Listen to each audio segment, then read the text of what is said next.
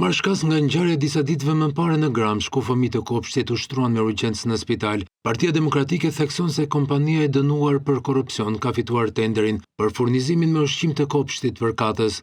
Zëdhënësia për antikorrupsionin Genda Vangeli deklaroi se në vitin 2018 një tender i ngjashëm për blerje ushqimesh ka qenë shkaku i dënimit të formës së prerë nga Gjykata e Apelit për krimet e rënda. Edhe pse subjekti dënimit nga gjykata sipas spending data dëshmohet se autoritetet kontraktore kanë kualifikuar dhe lidhur kontrata me këto operator në kundërshtim me ligjin për prokurimin publik, neni për kriteret detyruese për skualifikim .1b. Sipas Vangelit, kryebashkiaku i Gramshit është në dieni se cila ka qenë kompania që furnizon kopshtin me ushqime. Kryetari i bashkisë e di mirë vlerën e tenderit sepse ka nxjerr urdhrin e prokurimit.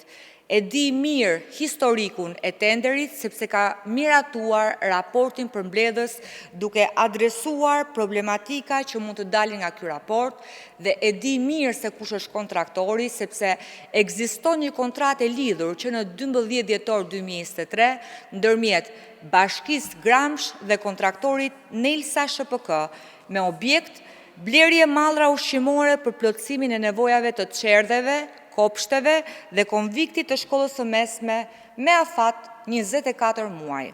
Në emër të Partisë Demokratike, Vangeli i bëri apel organeve ligjzbatuese të identifikojnë dhe penalizojnë përgjegjësit konkret të ngjarjes në Gramsh.